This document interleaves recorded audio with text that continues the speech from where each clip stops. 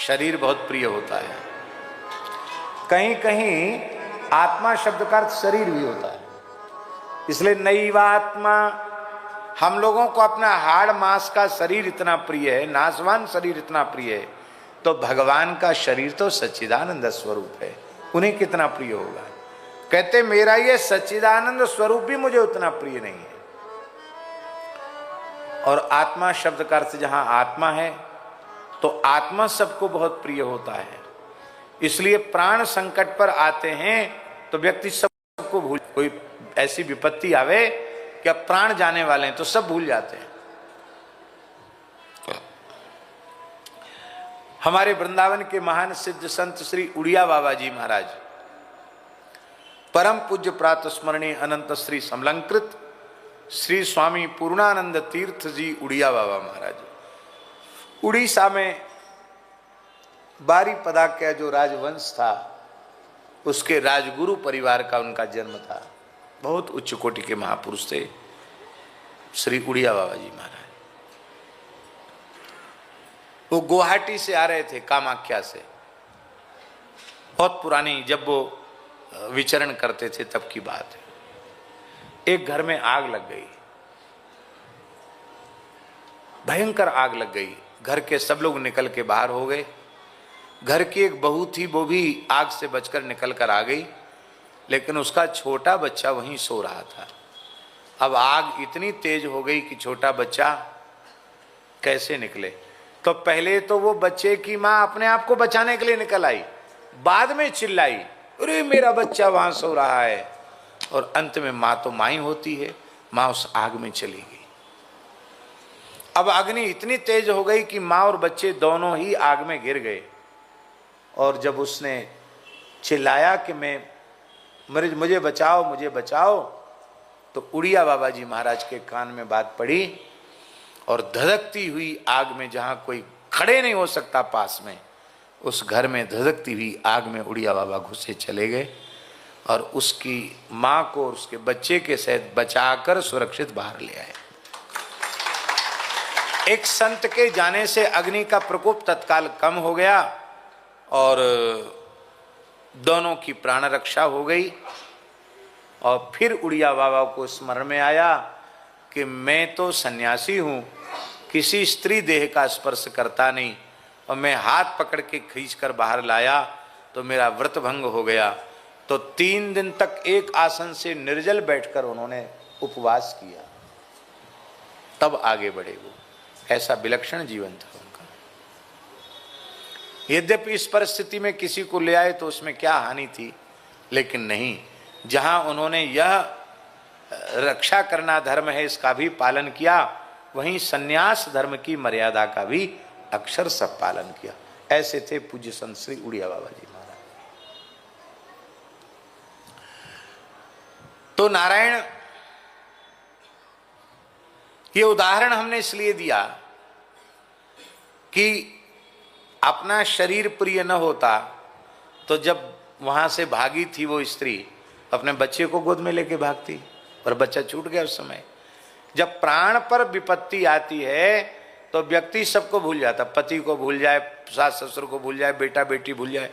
पहले तो हम अपने बचे, हमारे प्राण कैसे बचे, पहले ये होता है, ये स्वाभाविकता है।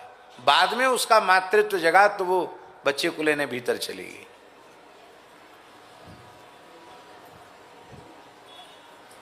प्राणों से अधिक प्रिय कुछ भी नहीं है, आत्मा से अधिक प्रिय कुछ भी नहीं है। भगवान कहते मुझे अपना आत्मा भी उतना प्रिय नहीं है, मुझे अपना सच्चिदानंद स्वरूप भी उतना प्रिय नहीं है। हे उद्धव, तुम मुझे जितने प्यारे हो। उद्धव इतने प्यारे भक्त हैं भगवान के। भगवान ने 2 को ही उपदेश दिया कृष्णावतार में, एक तो अपने मित्र अर्जुन को और दूसरे अपने मित्र उद्धव को। अर्जुन गीता महाभारत में है और उद्धव गीता श्रीमद् भागवत में है। पर उद्धव को भगवान प्रेमी भक्त बनाना चाहते हैं। क्या बनाना चाहते हैं? उद्धव जी भक्त तो हैं, पर उद्धव जी ज्ञानी भक्त हैं। क्या हैं? ज्ञानी भक्त भगवान को प्रिय नहीं है क्या? प्रिय है। गीता जी में भगवान ने कहा ज्ञानी त्वात्मैव मे मतम, ज्ञानी भक्त तो मेरी आत्मा ही है। प्रिय, पर भगवान चाहते हैं कि ज्ञानी भक्त, उद्धव ज्ञानी भक्त तो हैं ही, वो रसिक प्रेमी भक्त बन जाए। अब प्रेमी भक्त बने कैसे? यही पढ़ाई थोड़ी भई है उनकी। उनकी तो ब्रह्म विद्या की पढ़ाई स्वर्ग तक भई है। बृहस्पति जी से उन्होंने अध्ययन किया है। वो कोई सामान्य ज्ञानी तो है ही नहीं। महाराज जी लिखा है ब्रह्मज्ञानियों में बृहस्पति जी सबसे श्रेष्ठ हैं। ब्रह्मिष्ठान च बृहस्पति, ब्रह्मनिष्ठों में बृहस्पति सबसे श्रेष्ठ है और बृहस्पति जी के शिष्य हैं। इसलिए उद्धव जी के जैसा ब्रह्मज्ञानी उसमें धरती पर दूसरा कोई नहीं था। इतने बड़े ज्ञानी थे उद्धव जी। और उन्हें यह पूर्ण बोध था कि श्री कृष्ण वही निर्गुण निराकार सगुण साकार परिपूर्ण परब्रह्म श्री कृष्ण ही हैं। ये बोध उनको था। अब समस्या कहां थी? जब भगवान उद्धव जी के साथ एकांत में बैठते थे तो अपने सुख दुख की बातें मित्र से की जाती है कि नहीं? तो एकांत में जब बैठते तो रोने लग जाते। बोले आप क्यों रो रहे हो?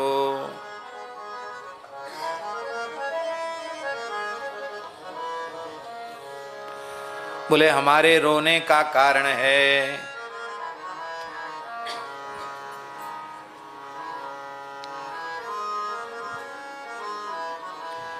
जय जय श्री राधे गोविंद जय जय गोपाल जय जय गोविंद जय जय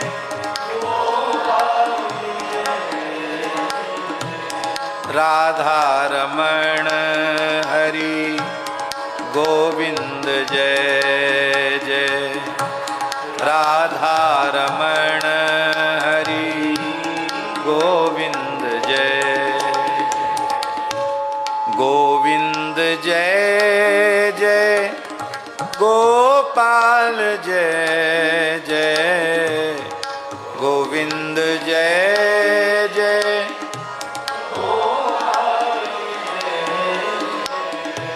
राधा रमण हरि गोविंद जय जय राधा रमण हरि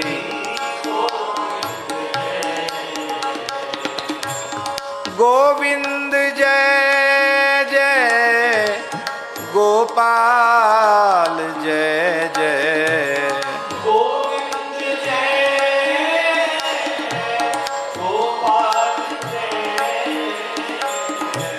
राधा रमण हरि गोविंद जय जय राधा रमण हरि गोविंद जय।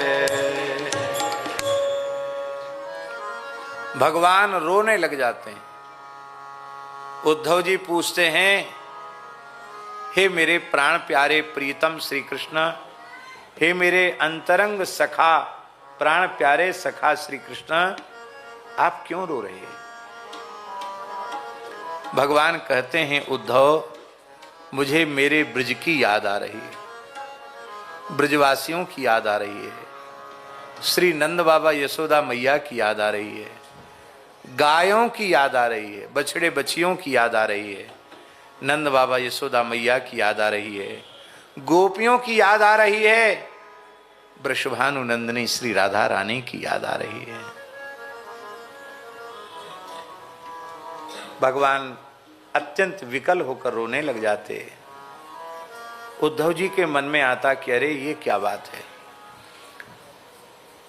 वेदादि शास्त्रों में तो लिखा है कि श्री कृष्ण परब्रह्म परमात्मा हैं और ये सर्वगत सर्वरूप सर्वमय हैं। जब सर्वगत सर्वरूप सर्वमय हैं, जैसे कपड़े में धागे के अलावा और क्या है, ऐसे ही इस विराट ब्रह्मांड में भगवान के अलावा और कुछ नहीं है। आज एक छोटे बच्चे ने हमसे पूछा, आपने भगवान को देखा है क्या? सुनील जी के घर में एक छोटे बच्चे ने हमसे पूछा, आपने भगवान को देखा है? हमने उस बच्चे को उत्तर दिया कि भगवान के अतिरिक्त तो दूसरा कुछ है ही नहीं, तो ये प्रश्न ही निरर्थक है। जो कुछ दिखाई सुनाई पड़ रहा है वो भगवान के अलावा कुछ है ही नहीं। वासुदेवा सर्वम, सच्ची बात तो यही है। भगवान के अतिरिक्त दूसरा कुछ दिख रहा है वो झूठी बात है। सच्ची बात है कि जड़ चेतन जग जीव जत सकल राममय जाने, बंदों तिनके पद कमल सदा जोर जुग। सारा विराट भगवान का ही स्वरूप है, भगवान से भिन्न कुछ भी नहीं है। कपड़े में धागे के अलावा क्या है? इस विराट सृष्टि में भगवान के अतिरिक्त है ही क्या? जहां हमारा मन बुद्धि इंद्रियां जाती हैं जहां तक, वहां भी परमात्मा है, और जहां इनकी गति नहीं है वहां भी परमात्मा है। परमात्मा से भिन्न कोई वस्तु नहीं है। पर यह अनुभूति और इस अनुभूति में विश्वास तब होता है जब अपने इष्ट आराध्य की उनकी कृपा से झलक मिल जाती है, तब इसमें विश्वास हो जाता है कि सब कुछ परमात्मा है। उसकी एक इकाई यह है कि पहले भगवान का साक्षात्कार प्राप्त करो। आहा, क्या कहना।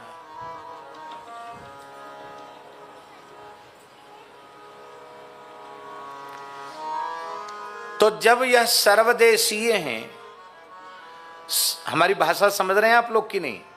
सर्वदेशीय माने एक देशीय तो है नहीं। एक देशीय का कहीं संयोग होगा कहीं वियोग होगा, और जो सर्वदेशीय होगा उसका वियोग कहां? अब हम इस समय बेंगलुरु के अग्रसेन भवन में हैं, इसी समय रहवासा में तो नहीं है, वृंदावन मलुकपीठ में तो नहीं है, और कहीं तो नहीं है। पर एक देशीय होने के कारण, ये हमारा शरीर एक देशीय है इसलिए हम यहाँ हैं। हाँ, ऐसे भी अनुभव संतों के जीवन में होते हैं कि वो कई बार एक ही समय पर अनेकों स्थलों पर भी उनकी अनुभूति हो जाती है। ऐसी घटनाएं कई जगह घट जाती है, उसमें कोई आश्चर्य नहीं, भगवान की लीला भगवान जाने। बाकी एक देशीय व्यक्ति एक काल में एक देश में रह सकता और दूसरे देश में वो नहीं रह सकता, क्योंकि देह का बंधन है ना, देह की मर्यादा है। किंतु जो एक देशीय न हो, जो सर्वदेशीय हो, उसकी गति आगति संभव नहीं है। गति माने आना, और गति माने जाना, और आगति माने आना, आना जाना भी संभव नहीं। जो सर्वदेशीय है, सर्वगत सर्वरूप सर्वमय है, उसका जाना आना कहां? वो तो सत्ता है, उसको स्वीकार कर लो, अस्तित्व को स्वीकार कर लो, जाना आना कहीं नहीं। तो सच्चिदानंद घन परब्रह्म परमात्मा श्री कृष्ण है, न इनका कहीं जाना है न इनका कहीं आना है। फिर अज्ञानी पुरुषों की तरह अपनी मां यशोदा की याद करके रोना, नंद बाबा की याद करके रोना, गोपियों की याद करके रोना, ग्वाल वालों की याद करके रोना शोभा नहीं देता है। ये क्यों रोते हैं? उद्धव जी मन में सोचते हैं, इसमें मुझे तनिक भी संदेह नहीं है कि श्री कृष्ण परमात्मा नहीं है। मैं मानता हूं श्री कृष्ण परिपूर्ण परब्रह्म परमात्मा है, लेकिन इनका ये रोने धोने का नाटक हमारी समझ में नहीं आता। तो एकांत में उद्धव जी पूछते, प्रभो आप क्यों रोते हो? बोले, उद्धव तुम्हें पता नहीं, ये यथा मां प्रपद्यन्ते तांस्तथैव भजाम्यहम्। वे ब्रजवासी ब्रह्मज्ञान पूर्वक मेरी उपासना नहीं करते हैं, वो तो मुझे एक देशीय मानकर ये मान रहे हैं कि मैं उनका प्राण जीवन धन ब्रज छोड़ के मथुरा चला गया,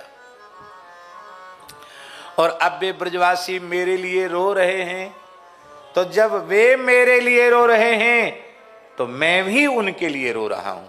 उनको मेरे लिए रोने में सुख है तो मुझे भी उनकी याद करके रोने में सुख है। उद्धव जी बोले अब नस पकड़ में आ गई। ध्यान में आई बात? अब नस पकड़ में आ गई। समस्या की नस यही है कि ब्रजवासियों को भगवान के ब्रह्म तत्व का बोध नहीं है। इनको ब्रह्म ज्ञान हो जाए तो इनका रोना धोना बंद हो जाएगा, वो भी अनुभव कर लेंगे। अरे भाई रोना किसके लिए? जिसके लिए रोते वो तो मैं खुद ही हूं, तो रोऊं किसके लिए? वो आत्मा तो मैं ही हूं और वो आत्मा ही उनका स्वरूप है। तो रोना धोना उनका बंद हो जाएगा तो श्री कृष्ण का भी रोना धोना बंद हो जाएगा। अब बात पता चल गई कि ये उनके लिए रोते हैं तो ये भी, वो उनके लिए रोते हैं तो ये उनके लिए रोते हैं। उनका रोना बंद तो इनका रोना बंद। तो उन्होंने कहा कि प्रभु आपके तो श्वास प्रश्वास से वेद प्रकट होता है, संपूर्ण विद्याओं के मूल तो आप ही हैं। तो आप 10-11 वर्ष ब्रज में रहे, आपने ब्रजवासियों को ब्रह्म ज्ञान का उपदेश नहीं किया। थोड़ा ब्रह्म सूत्र उनको सुना देते, उपनिषद सुना देते, गीता सुना देते तो बेचारे रोना धोना बंद कर लेते। भगवान बोले ब्रजवासी इतने उच्च कोटि के प्रेमी हैं, उनका हृदय प्रेम से ऐसा लबालब भरा हुआ है कि उस हृदय में ज्ञान को घुसने की जगह नहीं है।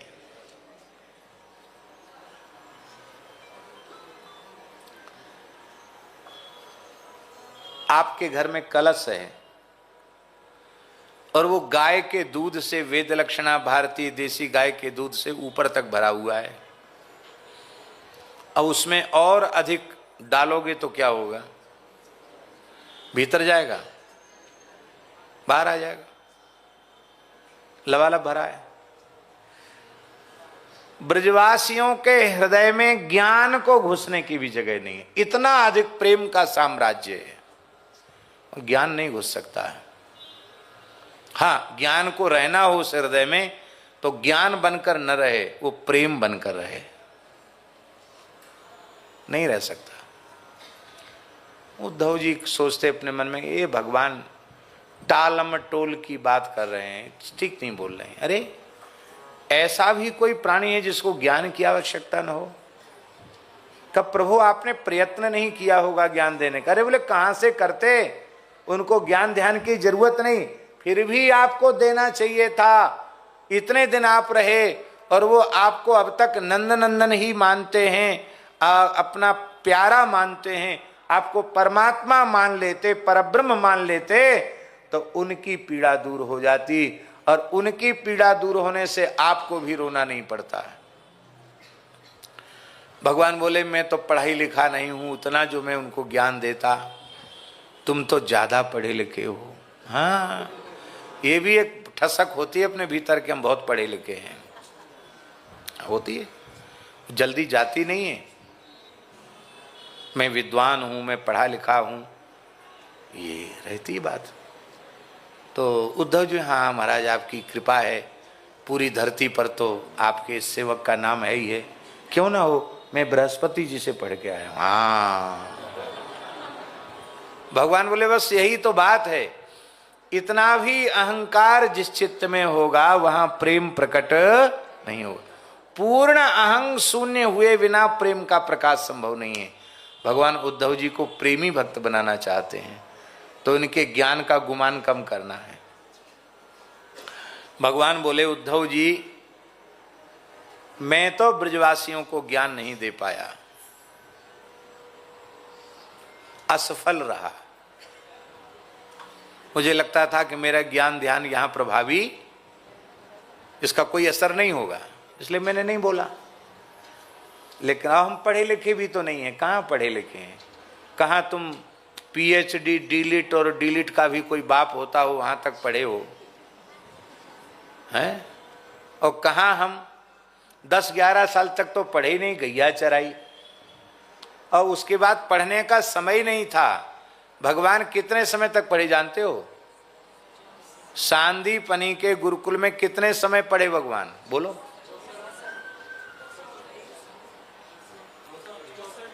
कितने साल? अरे 64 दिन नहीं, 1 साल पढ़े। पूरा 1 वर्ष पढ़े भगवान। 64 रात्रियों में 64 कलाओं का ज्ञान उन्होंने प्राप्त किया। बाकी मात्र 1 वर्ष पढ़े। तो भगवान बोले कहाँ हम मात्र 1 साल तक पढ़ने वाले, कहाँ आप तो पढ़ाई करने के लिए स्वर्ग तक चले गए। तो हम तो ठीक है, तुम्हारे मित्र जरूर हैं, पर हम अनपढ़ हैं। बोलो भक्तवत्सल भगवान की। आप पढ़े लिखे हो। उद्धव जी थोड़े संकोच में था, बोले महाराज आपको पढ़ने की जरूरत क्या पड़ गई? जिनके श्वास प्रश्वास से वेद प्रकट होता हो उन्हें पढ़ने की क्या आवश्यकता है? चलो, आपका नाटक है, आपकी लीला है। तो भगवान यदि आप उपयुक्त समझते हो इसके लिए, तो आपकी आज्ञा हो तो आपके प्रेमी ब्रजवासियों को मैं आपकी कुछ तत्व की चर्चा सुना के कि आप सर्वगत सर्वरूप परब्रह्म परमात्मा हैं। आप तो पूरे विराट ब्रह्मांड में व्याप्त हैं। जड़ चेतन जो कुछ भी है वह सब कुछ आप ही हैं, आपसे भिन्न कुछ नहीं है। कहो तो मैं ये समझाया हूं। भगवान ने कहा समझा सकते हो तो समझाया हो। समझ गए बात? नहीं, इसका मतलब भगवान ने स्पष्ट कर दिया कि समझा नहीं सकते तुम, लेकिन फिर भी तुम्हारे मन की मन में न रहनी चाहिए। तुम भी प्रयत्न कर लो, मेरा तो बड़ा भला हो जाएगा। ब्रजवासी रोना बंद कर देंगे और मैं भी रोना, मेरा भी रोना धोना बंद हो जाएगा। वो अपनी मौज में, हम अपनी मौज में। इसलिए तुम जाओ और ब्रजवासियों को उपदेश करके आओ। क्यों? क्योंकि ऊधो